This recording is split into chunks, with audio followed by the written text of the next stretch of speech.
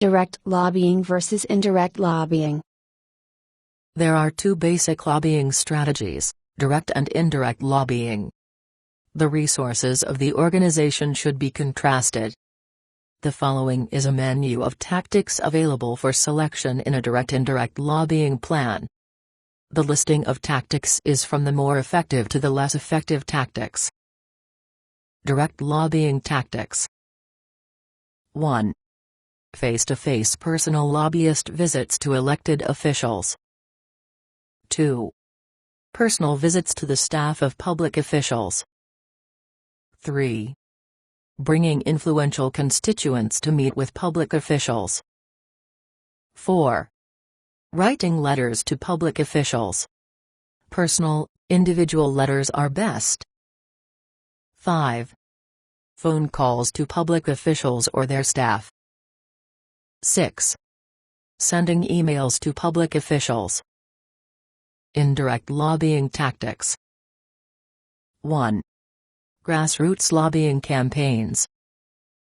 2. Mass media advertising. 3. Public opinion polls.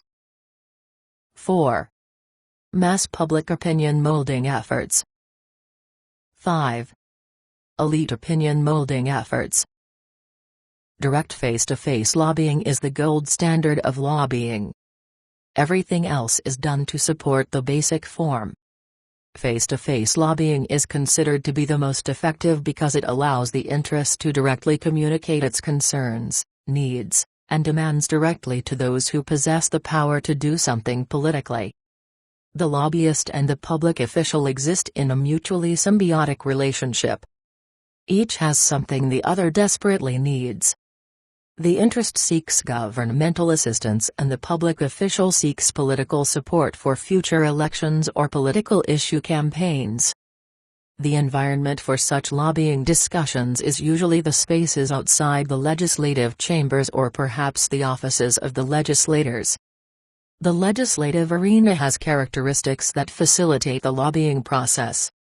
It is complex and chaotic. Out of the thousands of bills that might be introduced in a legislative session, sometimes fewer than 100 are actually passed. There is never enough time to complete the work on the agenda, not even a fraction of the work. The political process tends to be a winner-takes-all game, often a zero-sum game given the limited resources available and seemingly endless lists of demands that request some allocation of resources.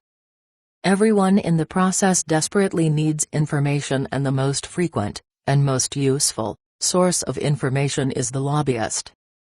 The exchange is simple. The lobbyist helps out the governmental officials by providing them with information, and the government official reciprocates by helping the interests gain their objectives.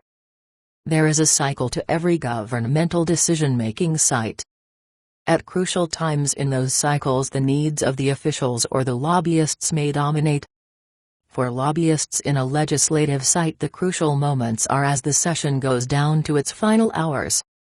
For legislators, the closer they are to the next election, the more responsive they are to lobbyists who possess resources that may help them win the next election. In the old days, bribery was very important to many legislators. Those days are almost completely gone now. The danger of exposure and personal disaster is too great to risk in today's mass media-dominated society.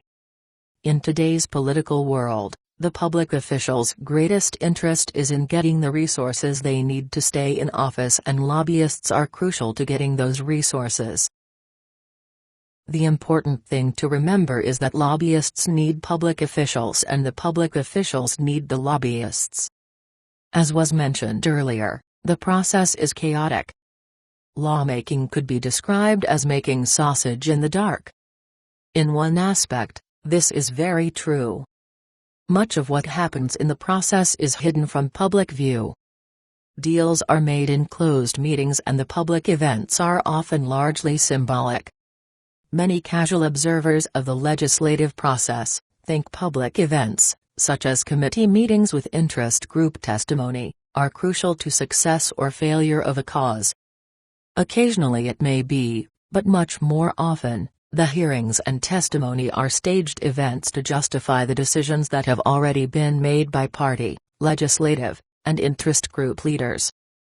These decisions are important in the public framing of the legislative decision-making process, but the real decisions are usually made by interest group leaders and lobbyists in private meetings off the legislative floors.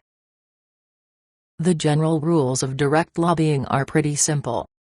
Keep it short in terms of time and the one-page handout with the information you want to communicate to the official. Be clear and direct. Mention the problem, why it is important, what is desired, and what the political implication may be. Provide honest information of either a technical or political nature.